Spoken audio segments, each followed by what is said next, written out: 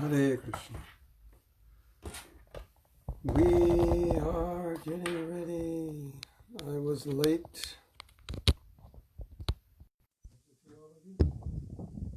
Hare Krishna. Krishna Krishna Hare Hare Hare Ram Ram Ram Hare Hare. Okay. We're here. You thought I wasn't coming here, but we're here. We're here again to speak about Krishna's illusory energy. And I have an interesting angle on this I want to speak about today. And that is the angle which I will title today's lecture, unless we get off on some tangent, I will title today's lecture, Vedic Maya. And what is Vedic Maya? Well, this is really interesting because Monday, 2 days ago, we were talking about how you can do something Krishna conscious, but not be Krishna conscious, which sounds funny to say. You can do something Krishna conscious externally, but not be in Krishna consciousness. And we called that turning Krishna into Maya, just as you can turn Maya into Krishna. So now I have another angle on it that I was thinking about. And I want to share this with you. Now this is very interesting. Let me begin by offering my obeisances to Srila Prabhupada. Namo Om Vishnu Padaya Krishna Prestaya Bhutale Shrimate Bhakti Vedanta Swami Namane Namaste Saraswati Deve Gauravani Pracharine Nirvisesa Sunyavadi Paschacha Desatarine Srila Prabhupada Ki Jai Gaura Premanandi Hari Haribo. Okay. I hope that's not too loud. If it is, let me know. So, yesterday I was hearing a lecture about religion and the Vedas. And it got me thinking about Duryodhana. I was thinking about Duryodhana and other kings. And I don't know if you know this, but Duryodhana was actually a good king. And when Krishna spoke to him, it was to prevent the battle. It is a tiny bit loud. Okay, is that better? Krishna Govinda, that should be better. So when Krishna spoke to Dhritarashtra, it's not that he spoke to him to turn over his kingdom. He said, just give the Pandavas some land because they're Kshatriyas. And Duryodhana said no. I want nothing to do with this. So he was a good king. He and others like him, to be good kings, must have followed the principles of the Vedas, must have followed Varnashram, just like you'll see in the Bhagavatam, or if you read the Krishna book. Sometimes a Brahmin will come to visit a king, and the king will say, whatever you want, I will give you. Even though the king may be what we would call a asura, ungodly. But when the Brahmin comes, he follows that culture. He does his Kshatriya dharma, and part of his dharma is to offer charity to Brahmins when they come. But they're not devotees, but they're following the Vedas. I think one of the most amazing examples is Hiranyakashipu. If you're familiar with the story of Hiranyaksha, who was the brother of Hiranyakashipu, he was killed by Krishna in the form of a great fight by Matsya, correct? or toward. What incarnation did Krishna kill him? It was Matsya, correct? Matsya. So they had a great fight, and everyone was lamenting the death of Hiranyaksha. I was just thinking about his name. Hiranya means gold, Aksha means eyes. Sounds like a mafia name, Goldie Eyes. He sees gold everywhere. He sees how to make money everywhere. He only wants gold. We see Krishna everywhere. He sees gold everywhere. Eddie, that's a side point. But so after he dies, everyone in the family is lamenting, and amazingly, Hiranyakashipu is explaining to them that he's not the body, he's the soul. The soul's eternal, and you should not lament for the loss of the body. Did you know that? There's a whole section in the Bhagavatam where Hiranyakashipu is explaining chapter 2, Bhagavad Gita, basically. There's another section, I'm not sure, I don't remember offhand, but this, I believe, is quoted in Nectar of Devotion, about association, and it's a quote from Hiranyakashipu, and Hiranyakashipu says, association is like a jewel or stone or a mirror. You reflect that association, and so you become who you associate with. Good advice, applicable to sadhusanga, but also applicable to bad association. I think he was afraid that his son was going to become a theist by so-called bad association of other theists. So, bad application. But the point is that here you have someone who is considered the number one enemy of Vishnu. And the word asura means ungodly, or it can also mean against God. And so here you have the person who historically was the number one person against God, and he's speaking Vedic philosophy. That's interesting.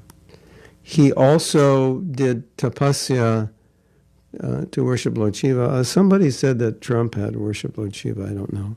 But I wouldn't doubt that politicians in India would do some puja to Shiva or other gods and for power or to win.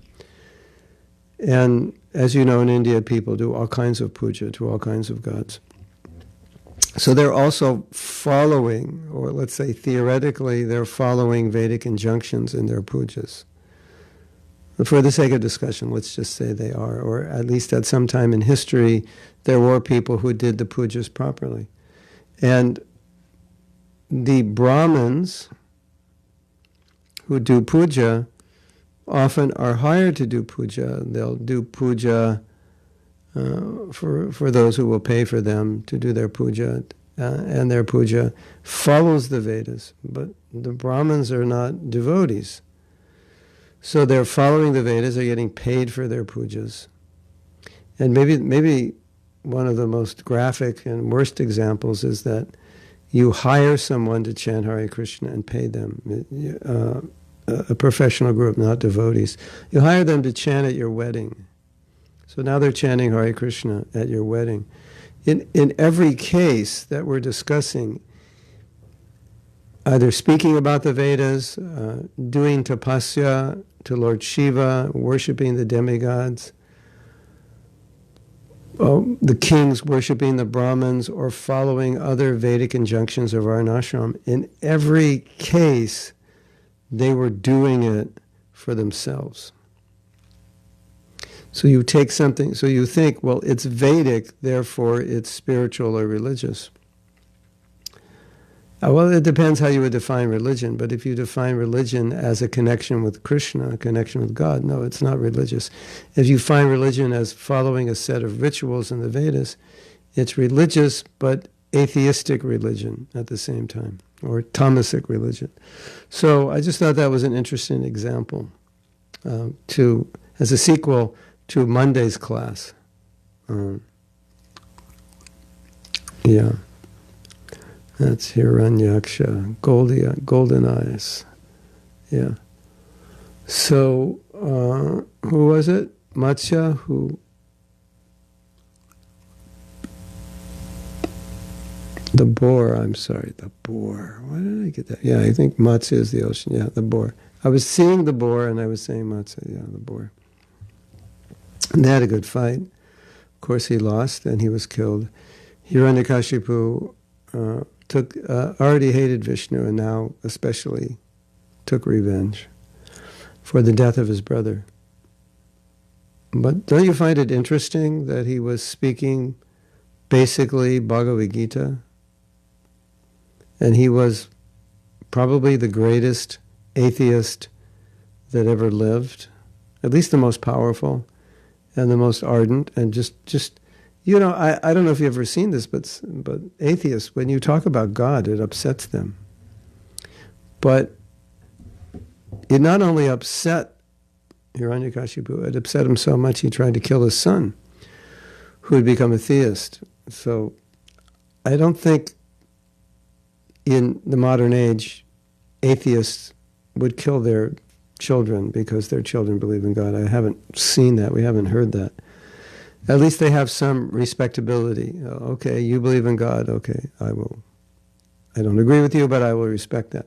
So there was no one like Hiranyakashipu. And he's following the Vedas. Isn't that interesting? So this also brings to light this injunction of what we call niyamagraha. You can follow the Vedas simply to follow them and make no advancement because you're not following them to make advancement. And you might think, well, we can't really relate to Hiranyakashipu. We can only relate to the fact that he was doing something Vedic but in the wrong consciousness. But we can do something Krishna conscious in the wrong consciousness, and then it becomes niyamagraha. It becomes it becomes nothing more than the following of a ritual. And we've talked about this a lot with japa, and many devotees, if not all, have admitted that sometimes their japa is like a ritual, or they're just following it because it's something they've committed to.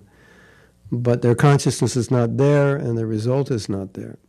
It's just being done because it has to be done. Now, another interesting point that comes up often is the concept of Daivi Varnashram and Asuric Varnashram, or ordinary Varnashram and Daivi Varnashram. And so here you have examples of what we could call Asuric Varnashram or ordinary Varnashram, which is not connected to Krishna. So even though they have the structure, the Varnashram structure, with the 4 Varnas and 4 ashrams, it's not connected to Krishna. Excuse me.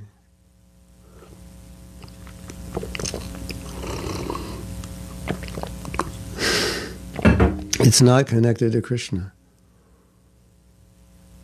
And so we just understand that just because someone says this is Varnashram or this is Vedic, we shouldn't think, oh, therefore it's Krishna conscious. And you can take Varnashram and be an asura, an atheist, and create an atheistic, you can use the social structure of Varnashram and use it for atheism or demoniac purposes.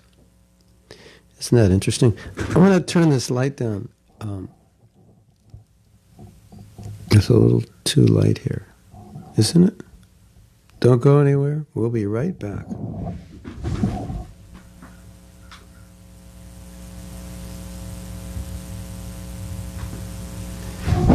Okay. As they say in Hawaii, that's mo better. That's supposed to be more better, but mo bella. Easier to say, right? Okay, so in our devotional life, because we do something which is traditional, conventional, Vedic, Shastric, doesn't necessarily mean it's Krishna conscious. That's the point.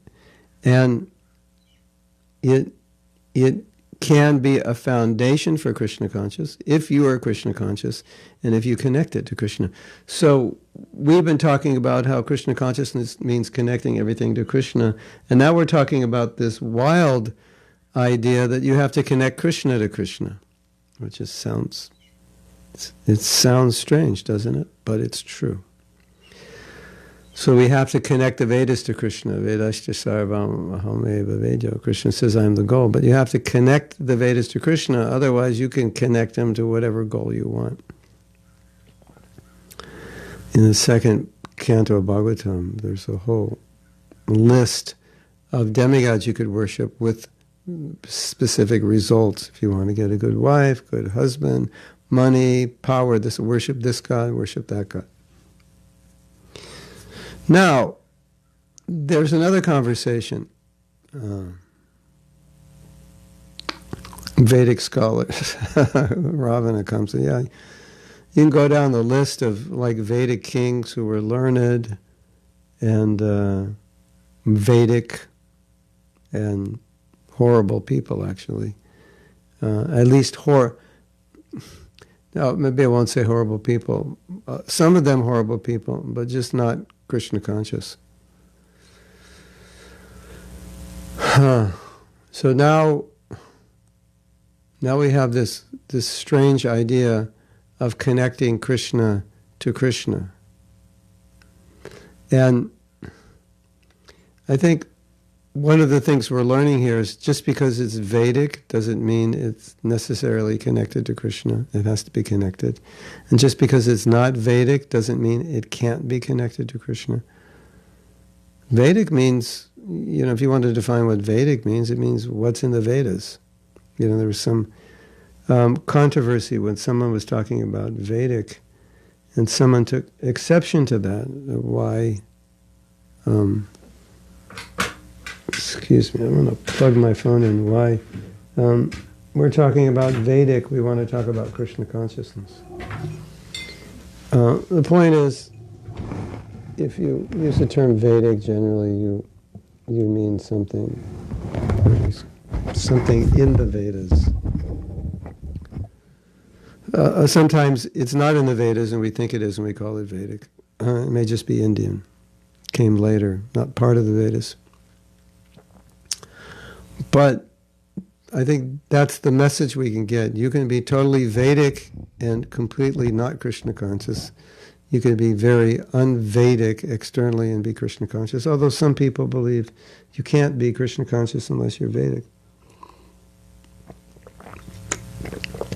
I think the idea is that Vedic would be considered sattvic and everything outside Vedic wouldn't be, but that's not absolutely true. But the point we're making here is that even if something is Krishna conscious, it can come to you and you could neutralize it. And so it's not Krishna conscious anymore. So just because it's Krishna conscious doesn't mean when it gets to you, it's going to remain Krishna conscious. Right? And just as Duryodhana is talking to Krishna and he's not listening. So what can be more Krishna conscious than Krishna in front of you? Shishupal hated Krishna. Kamsa hated Krishna. They were thinking about Krishna constantly. They were Krishna conscious. But they weren't devotees. They weren't lovers of Krishna. So when Krishna consciousness, when Krishna comes to you, what you do with it is what you do with it. It's not like we think it's absolute. Oh, if I'm worshiping the deity, I'm chanting 16 rounds, I'm doing Sankirtan, I'm doing so many things, I should be Krishna conscious. Well, on paper, that's true. But when it comes to you, it depends what you do with that. It depends why you're doing that. It depends what consciousness you have while you're doing it.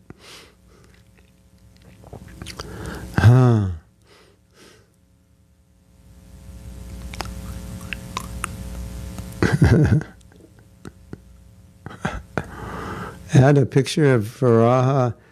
Sebastian wants to know if he should add a picture of Varaha and Hanuman to my altar. Considering, well, that's an interesting question. Considering Shigonita principle.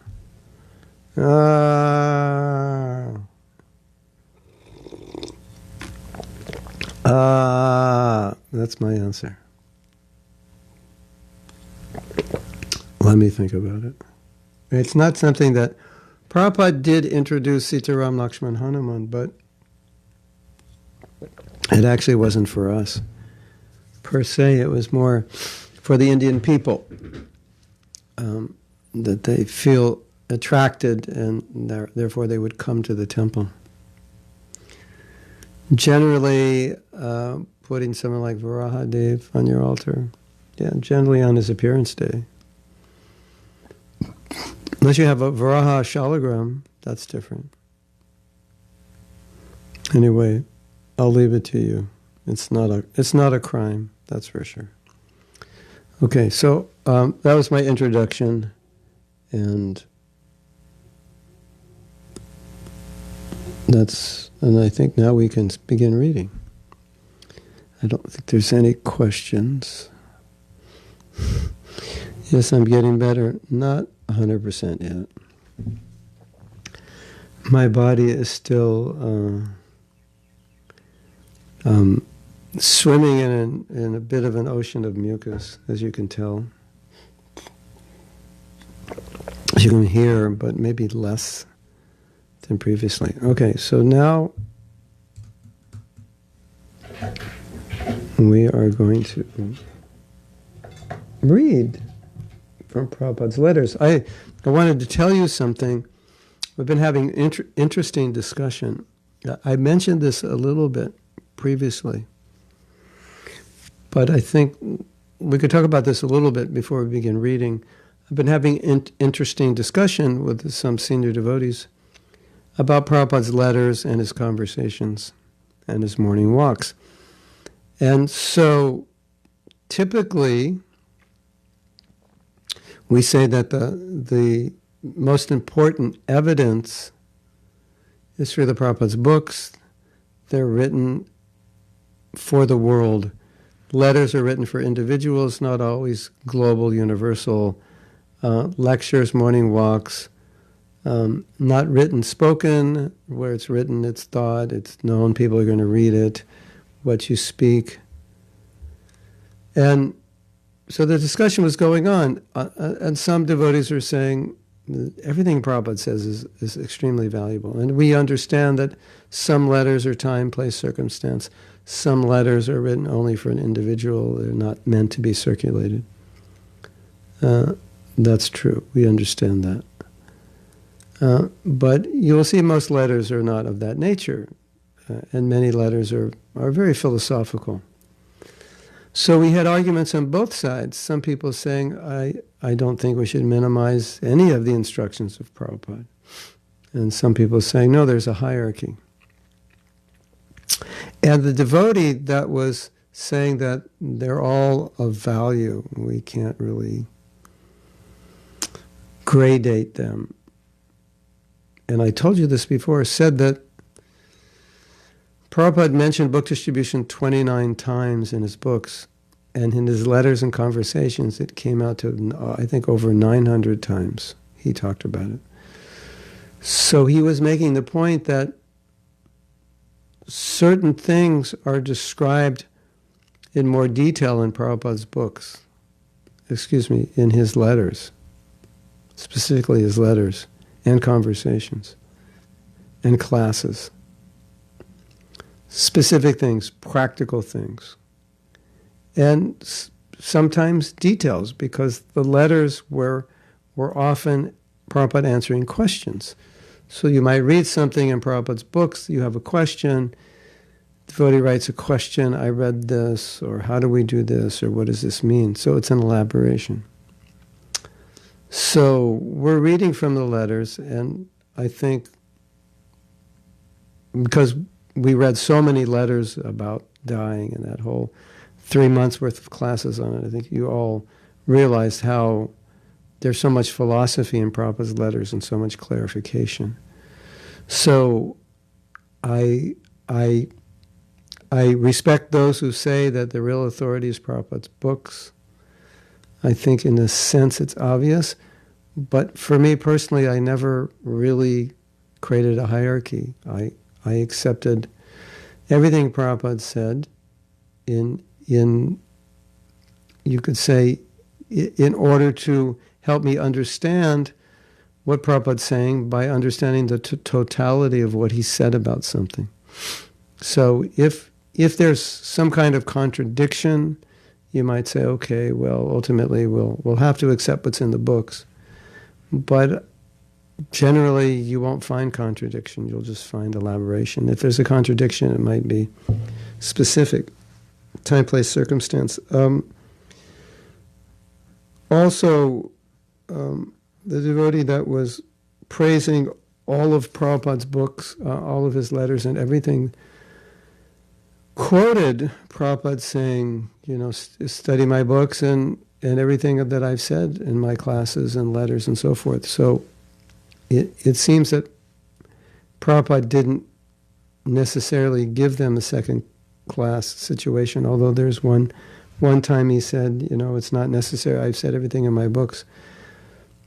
But at the same time, one would question, if he said everything in his books, why wouldn't in the letters he just say, go to this page of my books? And why in the class would he say anything? We'll just read, and the devotees can discuss. But our tradition is, you comment, you write, you translate a book, you comment on it, and then you write commentaries on what you translated. So Prabhupada's lectures are like commentaries on his purports, because in the lecture they read the purport and then he speaks. Anyway, I just wanted to throw that out. But sometimes you'll hear, well, here's the evidence. And that may be true, that it may hold more weight if there's something contradictory being said elsewhere. But as I said, I never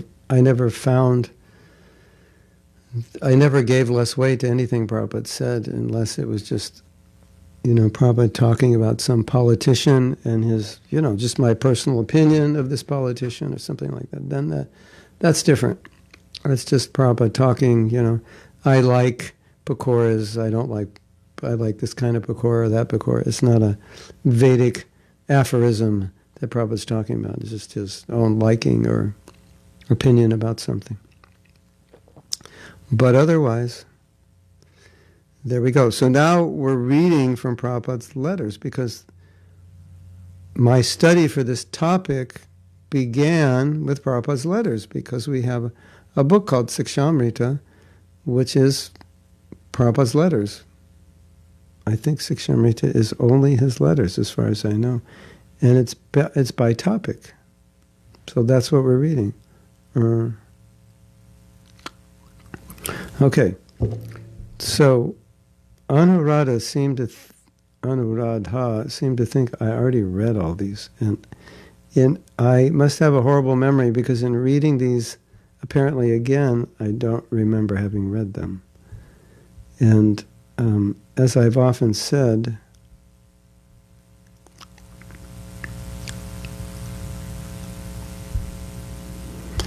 we can go over the same instruction. And if any of you recognize, when I'm reading something, if any of you recognize it, let me know. Remind me. Say, no, we did read this. I personally find I have to read something 3 times for it to stick. So I don't think there's harm in reading it. So this is December 1968. And as I said before, where were you? December 1968, I was in my first year at University of California at Los Angeles, getting the experience of university and basically going to school and doing homework. Pretty much that's all I did. But Krishna preparing me to become a devotee by putting me in a university in which I didn't learn anything that I felt was of value for understanding why I'm alive. So that education was helpful. Or the lack of education was helpful in me coming to Krishna consciousness. So this is a letter to Himavati or Himavati, I'm not sure because Himavati, maybe. I am in due receipt of your letter of December 6, 1968, and I thank you very much for it. Just as you're thinking of me so often, similarly, you should know that I am often thinking of you also. So if you can remember to always remember Krishna and the instructions of your spiritual master, then surely this will bring the highest benediction to yourself and to those with whom you come into contact. To the extent we are thinking of Krishna, to that extent Maya has no influence. Let me read that again. To the extent we are thinking of Krishna, to that extent Maya has no influence.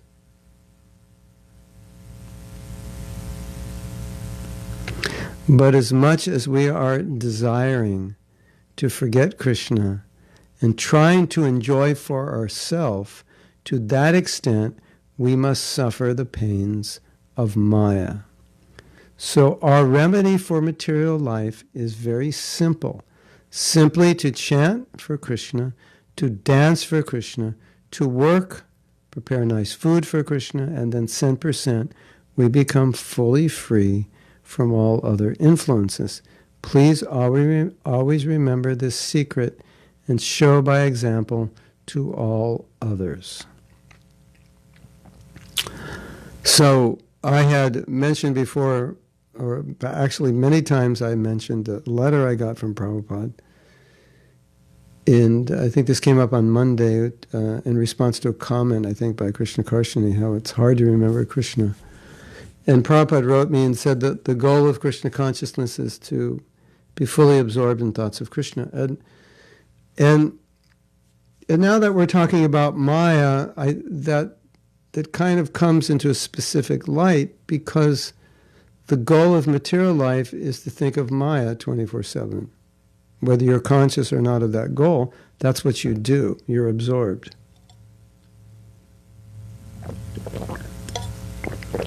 Remember before you were a devotee, when you were a teenager or something, and then it was Friday night, Saturday night, you'd call your friends, and what would you say? You'd say, you want to do this? Or you'd ask them, what do you want to do? Right? So we had to go to school, and that was boring, and we're doing it because our parents want us to. We're in university. We may not want to be there. You may, but many really didn't want to, so we're doing it for our parents. And then the weekend comes, and we can do what we want to do. That's Maya. That's how it works. So we're always thinking about, what do I want to do? How do I want to enjoy? What will make me happy? That's pretty much how everybody's thinking. So essentially, we could frame that by saying, what did Prabhupada say here? To the extent we are thinking of Krishna, to that extent Maya has no influence. To the extent we're thinking of Maya, Krishna has no influence. And to what extent are we thinking of Maya? Well, if you're not a devotee, 100%, basically. Maybe Sunday for an hour. Or when you're about to get in an accident on an icy road and fall off the cliff, you might think of Krishna. But most people don't think of him. So, you say it's hard to think of Krishna. Well, what are you thinking of when you're not thinking of Krishna? Or what's your option? Option doesn't look good. And look what Prabhupada says here. But as much as we are desiring to forget Krishna and trying to enjoy for ourselves, so to that extent we must suffer the pains of Maya. So as George Bush used to say, make no mistake about it. When you're not thinking of Krishna, you're thinking, as Prabhupada said here, what are we doing? You are desiring to forget Krishna and trying to enjoy for ourselves. When you're not thinking of Krishna, you're trying to forget Krishna and trying to enjoy for ourselves. Okay, there it is, everyone. It's in black and white. I didn't make it up. So, the goal is to be Krishna conscious. Think of Krishna 24/7, right? Yes? And if we're not Krishna conscious, then we're Maya conscious. We're conscious of Maya. And if we're conscious of Maya, what happens? To that extent, we must suffer the pains of Maya. There it is in black and white. Pretty simple. Okay. Hare Krishna. Gopinath in his office. And nobody's looking right now at the class. They don't know. He's got his door shut, right?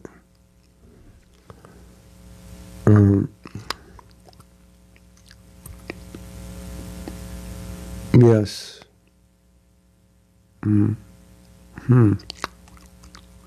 Sometimes devotees write me and they say, I'm in Maya and I don't know what to do. I say, let me think. What could you do? You're in Maya. Oh yeah! How about this idea? Think of Krishna. And as funny as it sounds, the person will realize, oh, I didn't think of that. I didn't think of that as a solution. Isn't that amazing? I'm in Maya, I don't know what to do.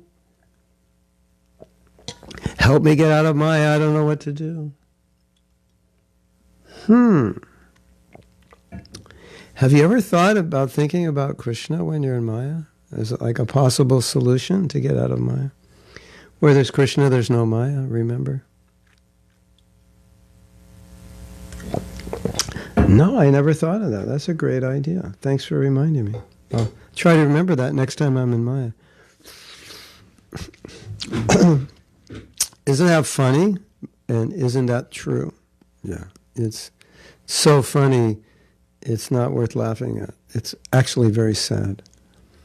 So, what I would like you all to remember, at least one thing from this class, is the goal of Krishna consciousness is, all right, I'm going to say something, this is going to sound funny, but sometimes you have to say things this way. Just because we're dull and get it to sit in. Okay, I'm going to say something very funny. Ladies and gentlemen, Prabhus, Prabhis, Matajis, boys and girls, the goal of Krishna conscious is to be Krishna conscious. Someone had to say it. I know it's obvious, but someone had to say it because it's not as obvious as you might think. The goal of Krishna conscious is to be Krishna conscious 24/7. When we're not Krishna conscious, we're Maya conscious. When we're in Maya, we suffer. Okay, I know you know that. I know that's simple. But I'm saying it because although we know it, we don't really know it. Because if we knew it, we would probably be only in Krishna consciousness 24/7. Only thinking about Krishna, only hearing about Krishna, and only talking about Krishna. No Maya. So I'll state it again, the goal of Krishna consciousness is to be Krishna conscious 24/7. No time for Maya. Make your schedule no time for Maya. Okay.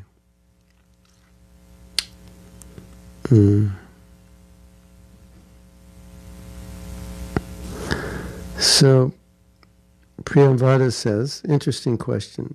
Now that we know that being in Maya is suffering, if we try to think of Krishna to avoid our suffering, is that Mayanizing Krishna consciousness? Yes and no. If you think, okay, I'll be Krishna conscious so I don't have to suffer and then I can enjoy myself, then I'm using Krishna consciousness for my enjoyment. If I think I'll be Krishna conscious because if I think if I'm not Krishna conscious, I will suffer, and I can use this suffering as an impetus to be Krishna conscious, favorably Krishna conscious with the right attitude, then it's not. But if my attitude is I'll be Krishna conscious to avoid suffering, and to enjoy, I will use Krishna conscious Krishna to enjoy my senses, then, it's a fine line, but still the line is there. That's wrong. So we know, you've read and you've experienced, that suffering pushes people to Krishna. So it will push you to Krishna, but it's a question of when you come to Krishna, now what are you going to do? You're going to try to serve Krishna, or are you going to try to enjoy Krishna or disturb Krishna, like disturb devotees? Okay, I'm free from suffering. I'm Krishna conscious. Well, now what am I going to do? So-called Krishna conscious. What am I going to do with that? Use it to exploit Krishna consciousness so I can get more enjoyment? So no, suffering. I was just reading this amazing statement by Bhakti Siddhanta, and he was saying, two things he was saying, that suffering is very welcome, it's very good, because it's pushing us to Krishna. We should always understand that where there's suffering, it's Krishna's mercy. This was like, now, I've had this thing for like a month, and it's just a reminder of the body is like,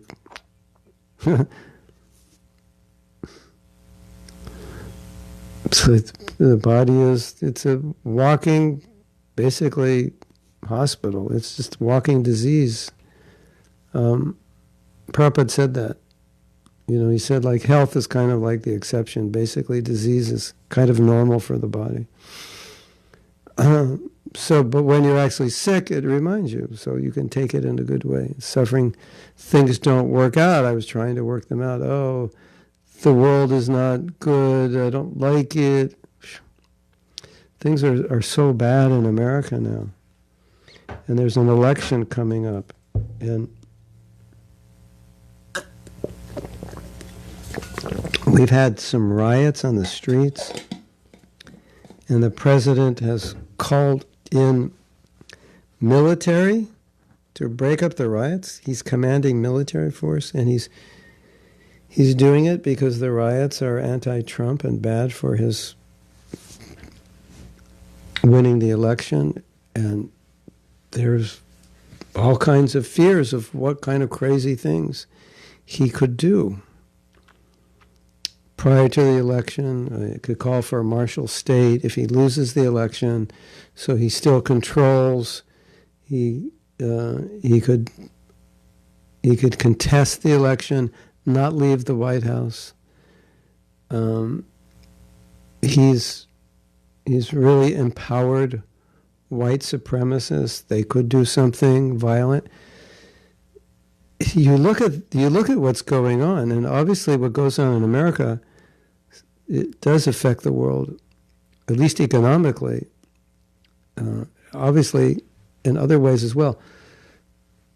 And you look at this and you think, this is like this is going to happen on November 2nd or November 3rd when the elections are, I think, 2nd. This is going to happen very shortly. And there are going to be fireworks. And so many of Trump's former supporters that work with him are turning against him. And so this whole thing is getting very heated up. And everyone who turned against him, he fired. And calls them liars. And, it's, it's crazy, to say the least. And so you look at all of this and you think, when I look at this, I think, I feel sorry for all of you, those of you who are young. You think, oh my God, you're going to have to live in a world like this with all, there's so many tensions around the world.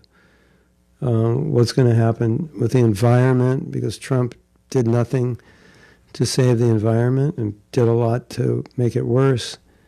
And what's going to happen with nuclear war? It's not being handled well. You just go down the list and you look at all this. And it's very depressing. But if you take it in the right way, you think, why would I want to live in a world that's facing this kind of disaster? And it's been rapidly getting worse. This Trump era, the last 4 years, has been the most unique time in American history. The things he's done have never been done before, and it's disrupted so many things. If he is reelected, it will continue. And as one temple president said, I hope he's reelected, because what he does is so disturbing. it's actually making people more interested in religion. And he's probably right. It's an interesting way to take it. But this is how we're meant to take it. And so that this kind of disruption, whether you like him or not, it's still, there's disruption going on. There's, people are, if you like him, then you have to look at all the people who are attacking him. You say, I like him, I think he's doing well.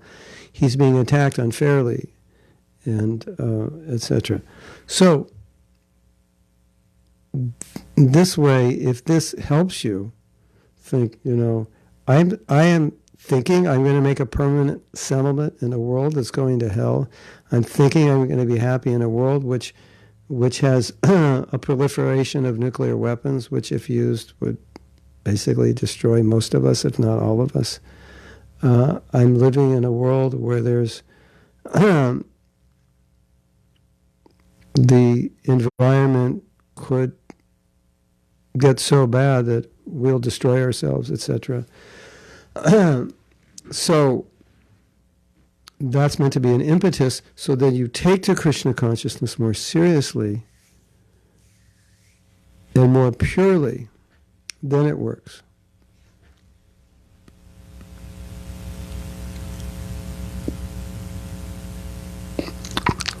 So if suffering makes you forget Krishna, that's all I can say is that's unfortunate, because it's kind of like the same thing we were talking about.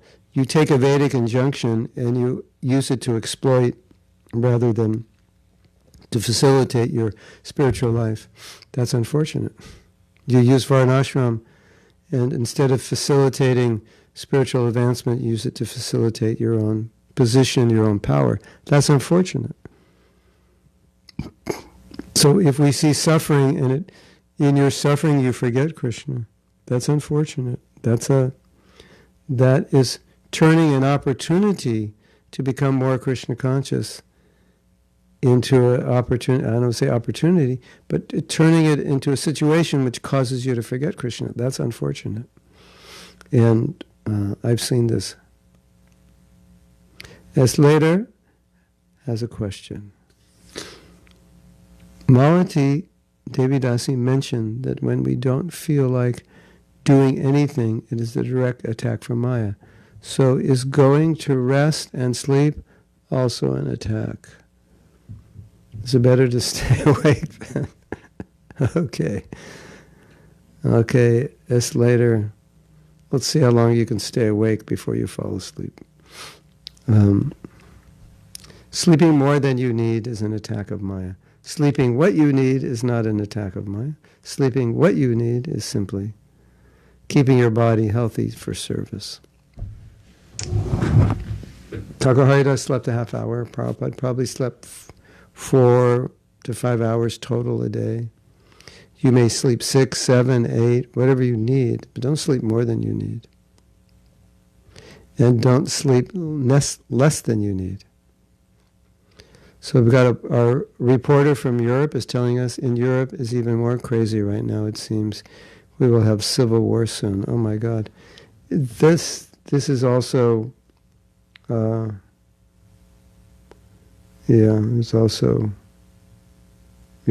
are, the karma has hit the fan.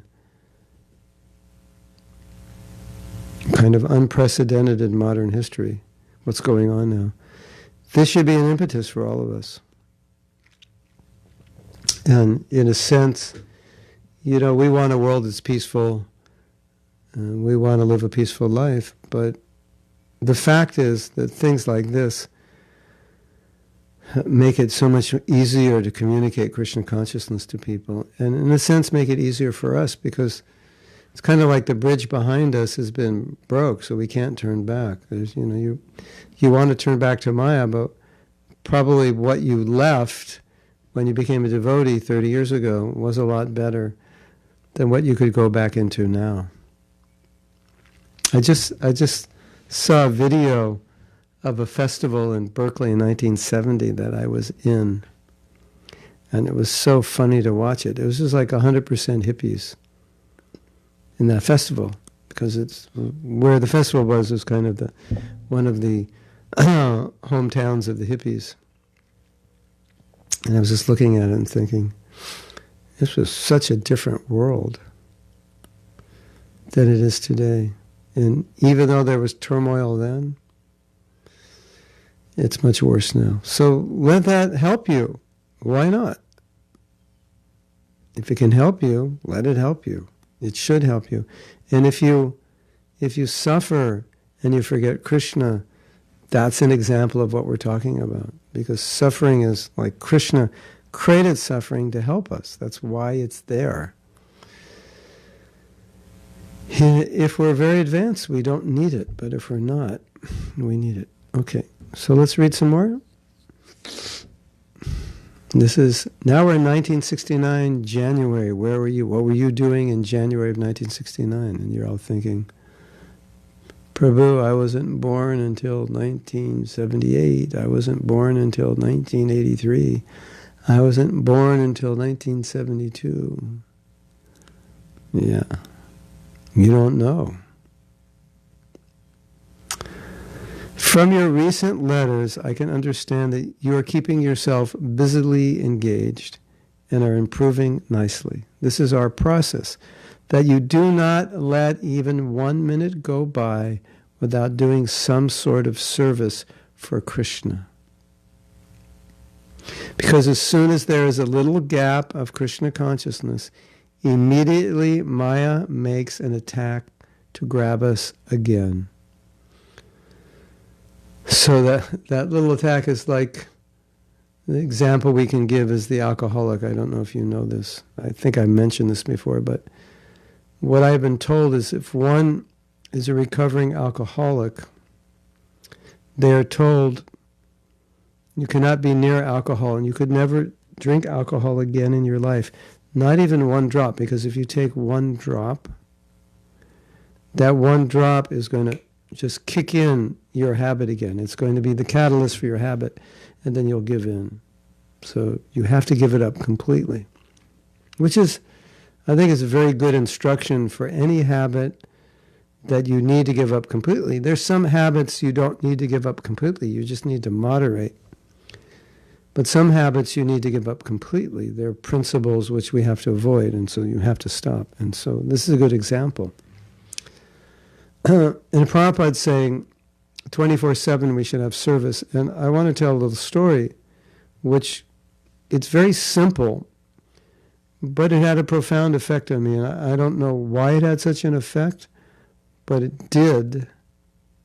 And it's kind of obvious that what happened, but it just struck me off guard. So there was a devotee whose sister was becoming Krishna conscious. They were both a little bit Krishna conscious, but her sister was more Krishna conscious, and her sister was writing me, and I was helping her. And she was telling me her other sister is kind of a devotee, but when she comes back from work, she spends the whole evening watching television. So we were talking about that. I was encouraging her to tell her sister, don't watch television. And then I think her sister started coming to my classes. At that point, I was giving a couple classes a week. And she started writing me, and she started doing service. So instead of watching, she didn't have time to watch television because that was the only time she had, because she worked during the day. The only time she had was in the evening. So she was doing service.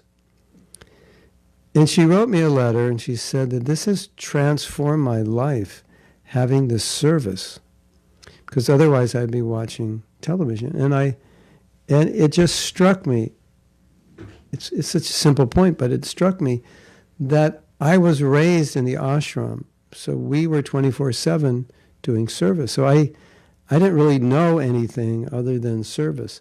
And even as a grihasta, because I was used to doing service 24/7, then every free moment I had, I would do service. There's so many things to do. And even if I didn't have something to do, I would read or write a song, or write a poem, or do a kirtan. That was just how I was trained, to always be doing something. But because she never lived in the temple, she wasn't trained that way. And then I realized that there's so many people that are living outside the temple who become Krishna conscious, and they don't have service. And because they don't have service, what happens when they have free time? Well, you already know, because what do you do with your free time if you don't have service? Unless you're very Krishna conscious, you'll tend to fill that gap with something other than pure Krishna consciousness. Whatever your interest is in, you'll read about politics, or you'll watch a movie, or you'll listen to your favorite song, non-devotional song or something, I'm not saying you all will do that. I'm just saying sometimes we do that. There's a tendency to do that. And, of course, you know what you do when you have time. You may all say, no, when I have time, I engage in Krishna service. I hope that's true, but if I were to bet on it, I would bet that's not always true for all of you all the time. So, all of you, if you don't have service to occupy every free moment, or you're not expert at enforcing yourself to hear and chant when you have free moments, you should have service. You should get some service, whatever it is. At your local temple, service on some project, etc. And that way you'll be what Prabhupada's saying. Gopinath has a question, is it bad to do other things on my free time? Depends what you mean by other things. Let's read this again. I didn't even finish reading the letter. Let's read it again. I'm going to read from the top again, so see if this makes more sense. You can do seva at home. Yeah, it doesn't have to be with the temple. I mean, I was giving her seva. She was helping me. I don't know what she was doing, maybe editing something. So she was, I'd send her something and she would edit it and send it back. But it was, editing it takes time. So, and I have a lot of things I've written, so there was always things to edit. So it was like every free moment she had, then she would do that. So I'm not saying that your life is like a prison house, that you don't go for a walk, you don't this and that, exercise or whatever. I'm just saying those moments that are free, where you could be engaged in service, that gets engaged in something else that's not helping you in Krishna consciousness, that becomes a problem. So we should all have services, so that time, those hours in the day when we are free, we have service. That's very good. So let's read this letter again and see if that makes sense. From your recent letters, I can understand you are keeping yourself busily engaged and are improving nicely. This is our process, that you do not let even 1 minute go by without doing some sort of service for Krishna. So if you want to walk on the beach for your health, we take that as service because you're maintaining your body. You like to write songs like Nadia Radha likes to write songs. So she's writing songs about Krishna. She's not writing songs, baby, why'd you leave me? I'm sitting here crying. I loved you. You let me down. She's not writing that. She's writing songs about Krishna.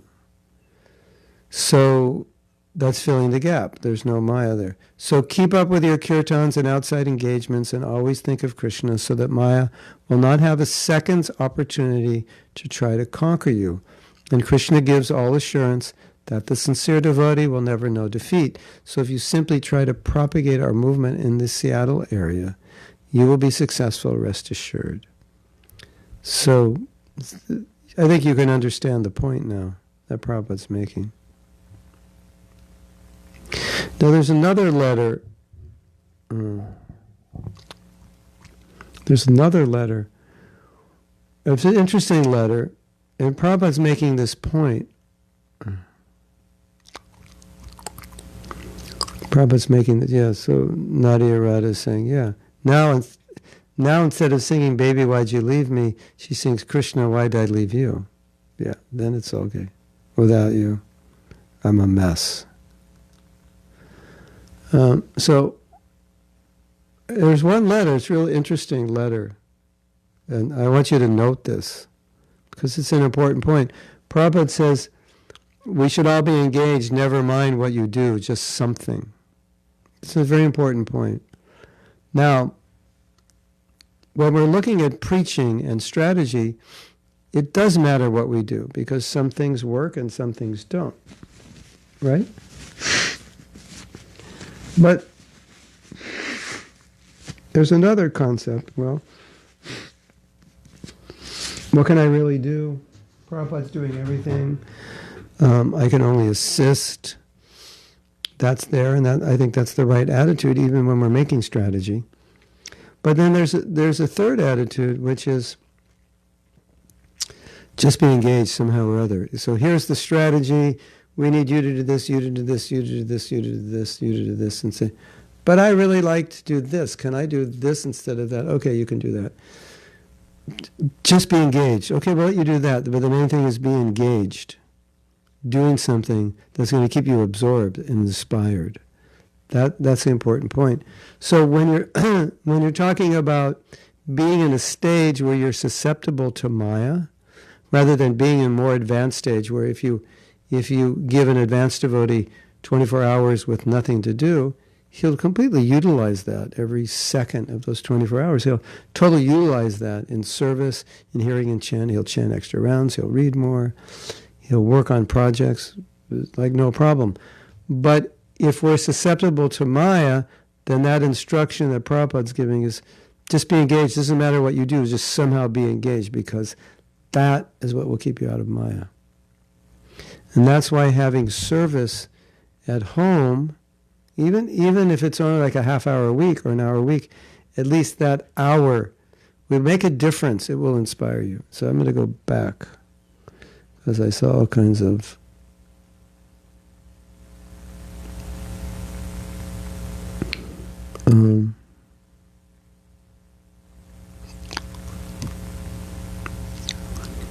I think the last thing we read was Civil War, right? Yeah. I haven't been following what's going on in Europe, but I have faith based on past observation of how Krishna does things, that however Krishna shakes up the world, it gives us opportunities. Whether we take them or not, that's another question. It gives us opportunities. It puts people in a more favorable state. And you know when things are difficult, people are in a better state. So, Bhakti, we have from Bhakti. If by being conscious of Krishna and by putting him at the center of all activity, he would cease to be in Maya, it is more important to think of Krishna than to think of the action that is being committed. I think she's saying, is it more important to think of Krishna or more important to think of service to Krishna? It's the same thing. Anything, either think of Krishna in his form, Krishna in his lila, his qualities, his name, or in his service.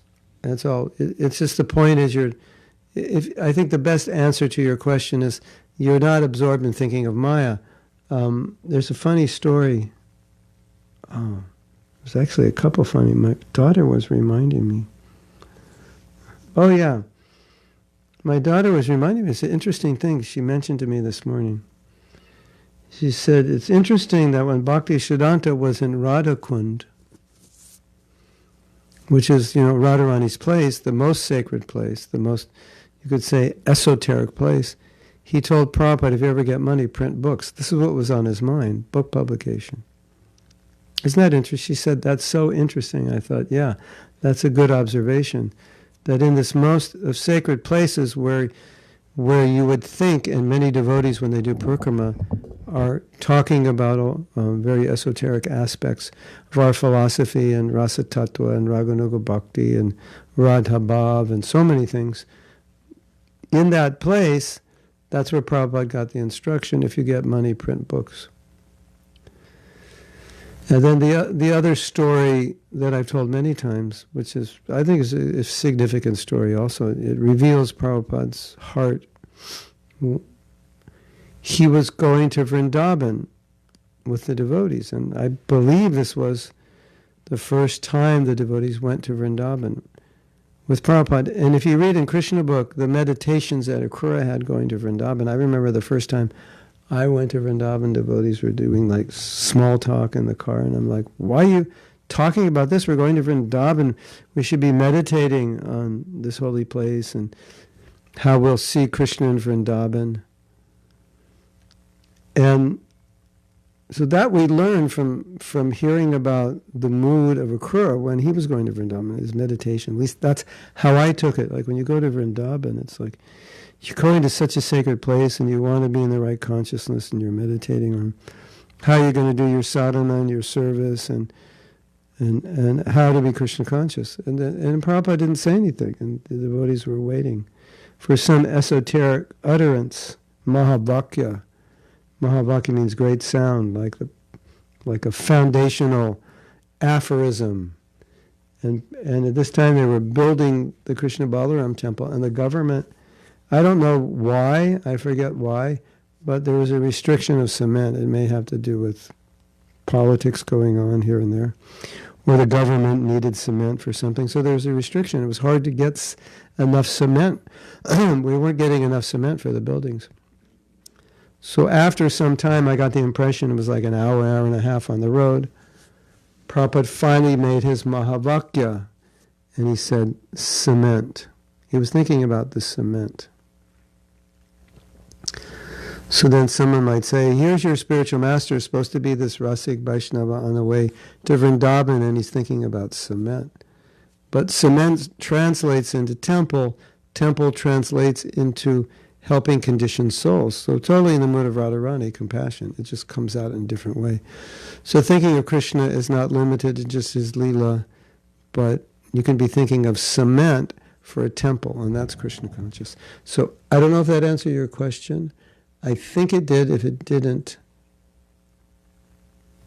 then ask again if I misunderstood. But anyway, it's a good point in and of itself, if that wasn't what you're asking.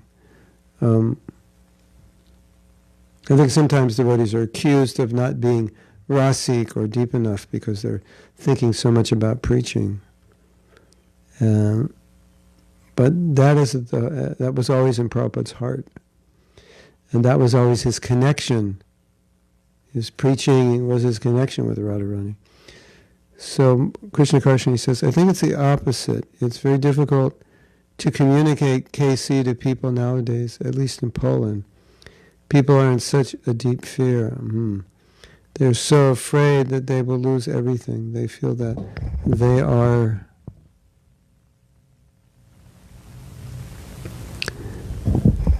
losing freedom. We can feel fear in the air. People are nasty and aggressive, for each other because they are so stressed out. I've never been in a situation that's stressed. So that's unfortunate.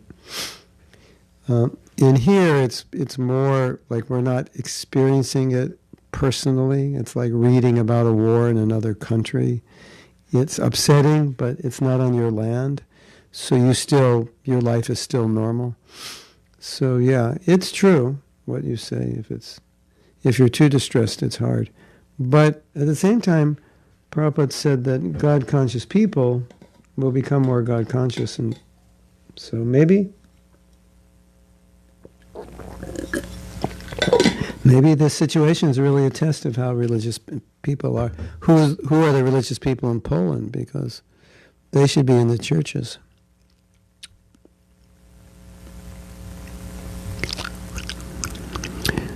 Free time plus no service equals sense gratification. That is a mantra from Nadia Radha. Gopinath said, bad to do other things. It depends what you're doing. You go out for lunch and pick up some girls, that's bad. You go out for lunch and do a bhajan, that's good. That's another thing. Nadia Radha says, should we always be engaged in service in a temple? I think I answered that. Anywhere, anytime, even in your mind, like, you get arrested, thrown in jail for book distribution or something. Now you can't do any service, so you're sitting in jail and you're doing the whole morning program in your mind, and you're out on book distribution in your mind, even in your mind. Yeah. Anything which will help your Krishna consciousness is not Maya. And anything which is not conducive for your Krishna consciousness is Maya. And so something which doesn't seem conducive directly may be, but you have to make the link, right? Every day I go run on the beach for a half hour, and then I chant my rounds, and I chant better rounds because I'm energized, my mind's clear. Okay, that running was, or I run and it's maintaining my health, although running is ultimately making your life shorter. I don't know if you know that. Because you're all given a certain amount of breaths. Did you know that? So when you're running, your life is actually, you're getting stronger, but you're going to die younger. Sorry for the bad news, because some of you like to run. Yoga's a little better because it's breathe in, 1, 2, 3, 4. Breathe out. See, I'm getting better. I breathe in. I didn't cough. You live longer when you do yoga because you're slowing your breathing down. So I know. I just ruined the day of all the runners and the ones who like to play basketball. Anyway. So that's the general answer.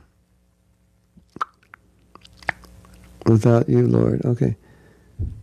Nadia Radha says, differentiate what we can do and cannot because we'll be Mayanized is way too important. I suffered that my Mayanization while trying to preach lately. Yeah, sometimes.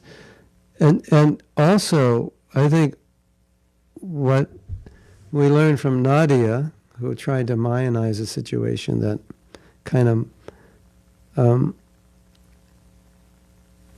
she ended up Mayanizing a situation. She was trying to Krishnaize it, but it Mayanized her. There's a purport, Nadia Radha, Nadia Michaela. There's a purport, and Prabhupada said, you have to know the limits of your power so you don't try to imitate devotees who are more powerful than you and say, well, so-and-so did this, so I should be able to do it. No, you have to do what you can do. Not imitate, because you don't have the power, then, don't pick a fight with someone you can't beat up. Something like that. This is an example. We don't pick fights, right? There's no absorption. We are in a risk for Mayanization of our preaching. Yeah. But the service, at least it's service, and the service is purifying. I may not be totally absorbed in Krishna, but at least I'm doing service rather than wasting time.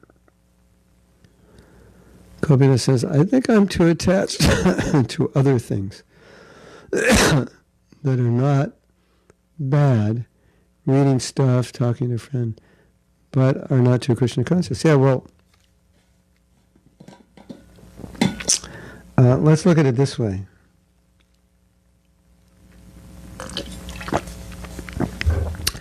Who knows how many pages of Bhagavatam? Who knows how many pages of Bhagavatam you can read in an hour?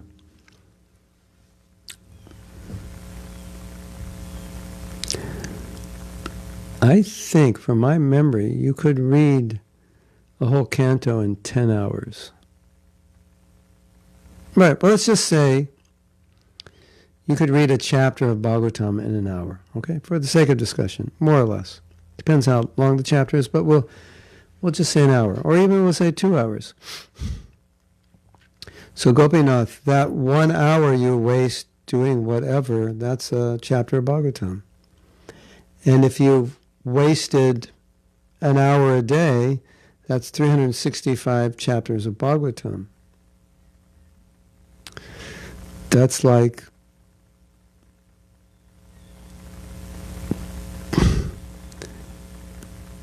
that's a lot of chapters, isn't it? How many chapters are in the Bhagavatam? I'm trying to calculate. First canto has like 18 chapters.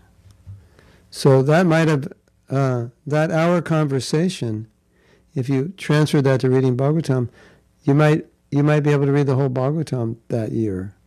That's I think an important way to calculate time wasting. What could I have done that I need to do that I haven't been doing? It could be service, it could be hearing, it could be finishing my rounds. Oh, I could have finished my rounds. Now I didn't finish them because I did this, and now it's late at night, and they're not so good, etc. So I think that's important. That's how we all should be thinking. Okay, if I'm doing this wasting time, that means I could have done something else. Okay, maybe what I did, I just talked to my friend, what do you say? Other things, readings. Yeah, I read some article about Donald Trump's hair or something, how it's actually underneath that mop, he's actually bald. And that was an interesting article, and it took me a half hour to read it, and it was funny, and I laughed, and that was a half a chapter of Bhagavatam I could have read. Okay, now, if you read something which is helpful for you, like what's going on in Chile with the culture and the politics, because you feel like knowing that will be beneficial for your service, that's different. If you need to know it for your service, yeah, that's fine. I need to know the mentality, the situation, or I'm going to go preach in Chile. I haven't been there in a year. I want to know what's going on, so I read up on it. What's going on with the coronavirus? What's going on with the politics? What are people feeling? Because I could say something that would be insensitive if I don't know what's going on. And I could say just the right thing people need to hear if I know what's going on. So that's different. So think about that. So you might say, I talked to my friend, I did this and that. It's not Krishna conscious, but it didn't really disturb me. But you just lost time. Okay. First time, Guru Nishta says, first time when Krishna Maya, who's her son, went to Vrindavan, I guess he was really young, he actually went through the streets all the time looking for Krishna and asking why he couldn't see Krishna walking in the Dham. He was fully convinced he will see Krishna. Well, that's the right attitude. Krishna, where are you? I'm looking for you. That's amazing. Love it. Pranayama opens up spaces in the lungs which are not active. Yes. And it also slows your breath so you live longer. There's so many things.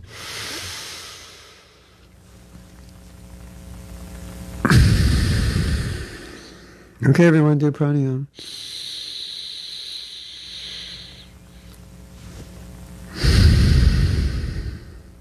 No, we won't do pranayama now. Do it before class. Okay. Hare Krishna, Subita Ramdin, the Dean of Ram. Ramdin. The British went to Mauritius and they respelled their names, kind of tried to spell them. Ramdin, Ramdin, Subita. Well, they got Krishna right. Okay.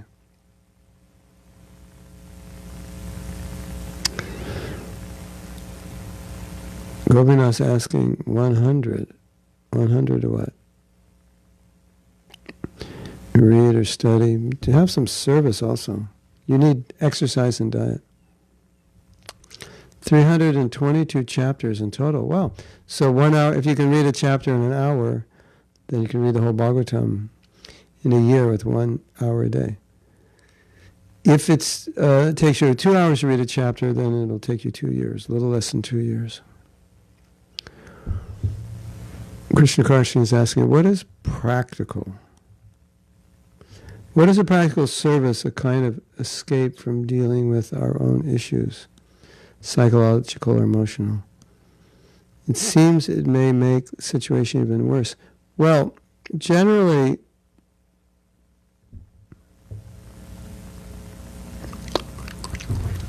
Vrindavani read the whole Bhagavatam in 3 months, but she must have been reading more. So Vrindavani has to tell us how long that took. So Krishna Karshini's question.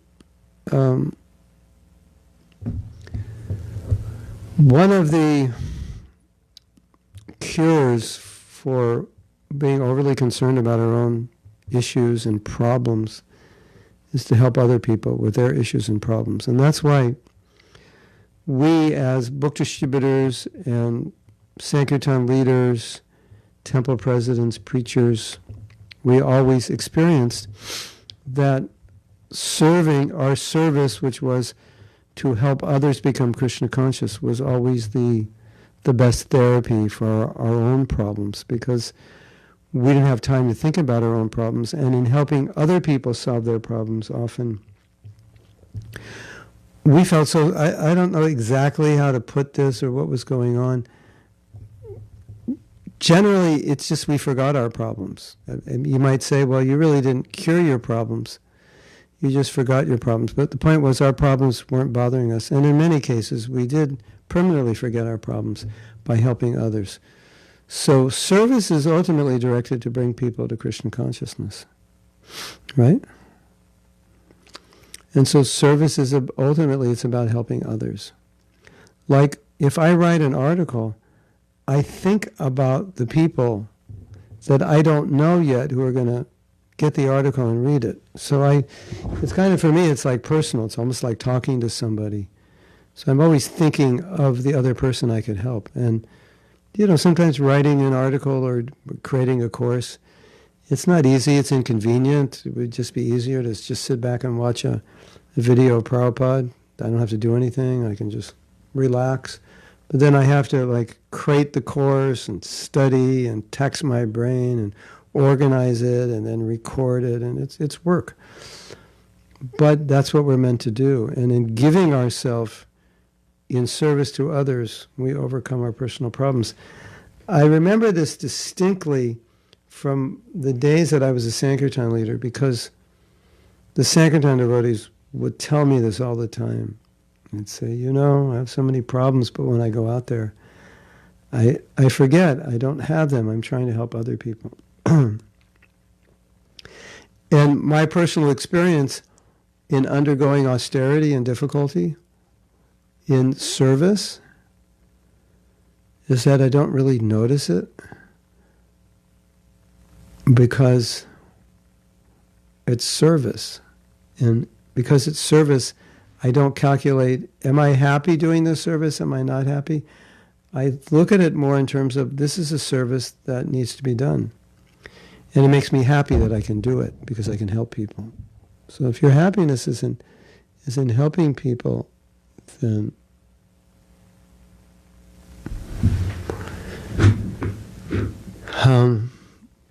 you'll be happy in serving. And it'll be therapy for you. Think about how to make others happy. And you'll be happy in the process. Think about how to make yourself happy. You won't become happy, and then no one else will become happy. And you might become quite unhappy. And people around you might become quite unhappy. So we have a question from Bhakti. Bhakti something. It says Bhakti can. It can't be Bhakti can. Maybe. Being conscious of Krishna, I think it's the same question clarified. Thinking about him, should I stop feeling guilt for what I do, be it good or bad, according to my perception and that of others? How can I stop making judgments against myself and my actions? I think Anuradha, you can direct her to the classes I've given on that. But I can say that the solution is to try your best, and if you're trying your best, you have no right to make judgments against yourself. You know, it's like you trip on the street and you fall over and you like sprain or break some bone, and I say, get up. And you're trying to get up, but you can't. And I say, get up. You're blocking the street and you're trying to get up. It's too painful. You don't have the strength. And so if I'm blaming you because you can't get up because you're injured, then what does that make me? It makes me evil. In the same way, if you're trying your best and you're blaming yourself, that makes you evil towards yourself. Like you're, so that's very bad. Yeah.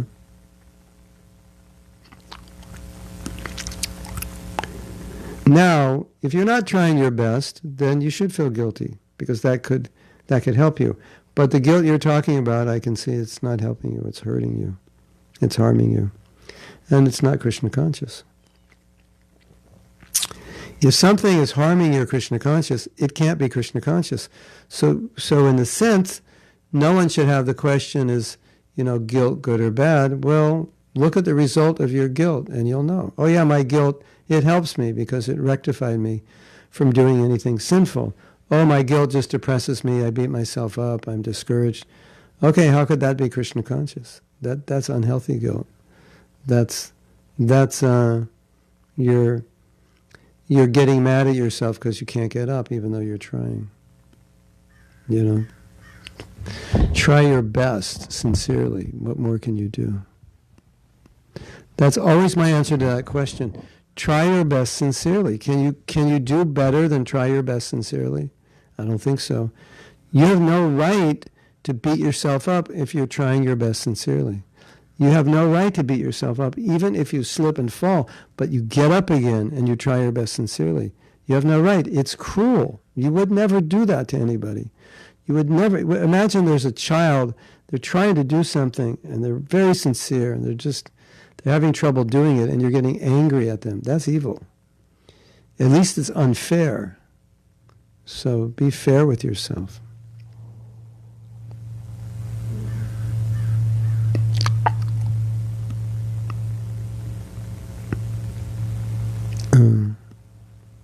So we have to find out from Vrindavani how long it took her. So, Sebastian says, we're voting for a new constitution next Sunday. But yeah, today we're reading Bhagavatam first canto, chapter 7, Prabhupada's explanation of how political leaders are worthless when they are protecting citizens and not promoting religious principles, or protecting their own interest. During the lecture, I said the Bhaktivinoda Thakur promoted civil and political responsibility as part of being a Vaishnava. The interesting thing is, Sebastian, the whole first canto is full of political advice. And the stories give way to that, but also this is Prabhupada's vision, that we should make the world Krishna conscious, and this is how to do it. So that's, just so you know, that's how Prabhupada's thinking, of the welfare of everyone. And in order to think of the welfare of everyone, you had to be concerned about having good leaders. And it was definitely a concern. Whether we have the power to control that at this point is another thing. But definitely it was Prabhupada's concern. If we ever have the power to control that, there should be good leaders and there should be qualified Brahmins who are advising them. So we've gone over time, but we have one more question or statement from Krishna Karshini. I saw cases of devotees who were doing intense service, escaping from dealing with their own problems, and later on dealing with those problems overwhelmed them to the point that they gave up. They gave up service. Oh yeah. I mean, anything which is good can be overdone or misused. But, and you'll see that a lot, devotees surrendered, as we say, they surrendered themselves right out of ISKCON. They just did whatever they were asked. They worked very hard, and they burnt themselves out. So that was not intelligent on their part, neither intelligent on the part of the leaders. So we can't use that as an example and say, well, this is what happens when you surrender. You'll burn yourself out. I wouldn't call that surrender. It was a misapplication of surrender. So the principle is that if you serve others, you will be happy. That we know. And the principle is that often your own problems will be sublimated or solved or just forgotten for a while when you try to help others.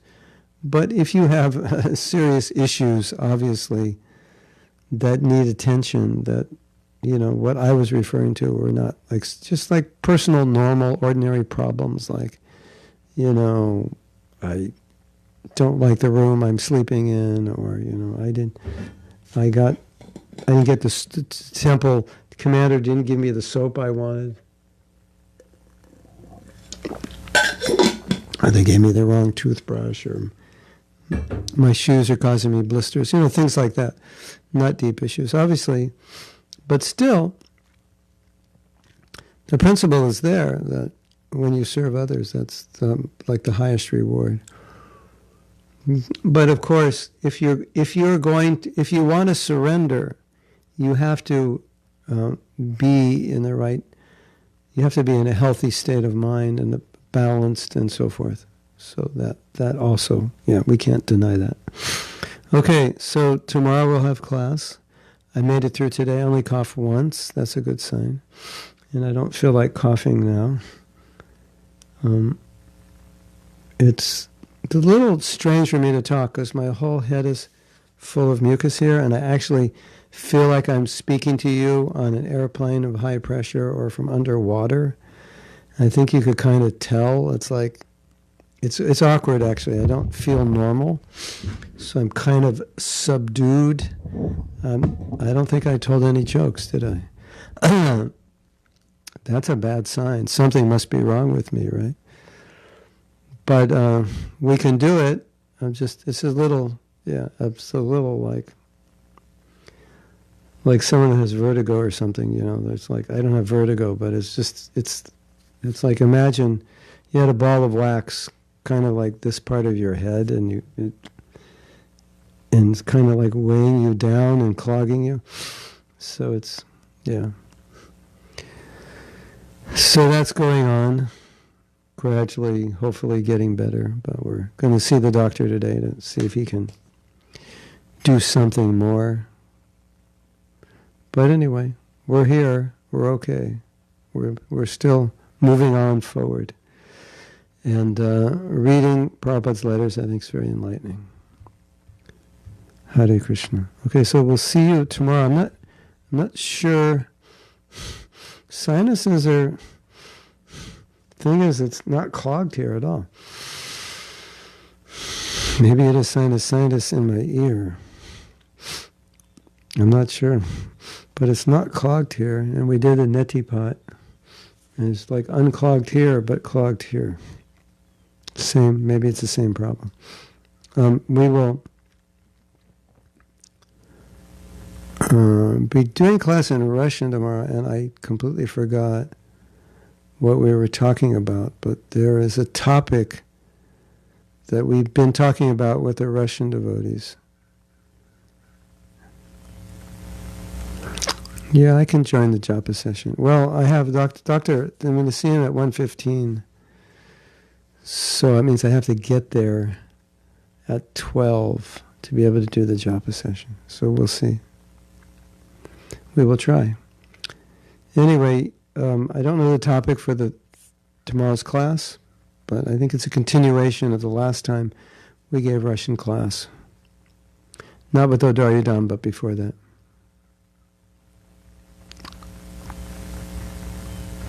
Yeah. I don't feel at this point I need to rest. I think it would be hard on my voice giving more than one class a day. That will have to test. I'm not sure what's coming up this weekend. But one class seems to be fine. And yes, When I'm only giving one class, I have more openings in my schedule, so if I have to take rest, then it's not a problem. I have time for that. And I'm trying to speak softly, as you can see, so I think we're okay. And I added to my regimen an austerity, an extreme austerity. And, so Yana is telling us how to stay on the path of bhakti despite stuff happening, yeah. Life happens, basically. That's the topic. I added to my regimen oregano oil, which is very healing and very difficult to take.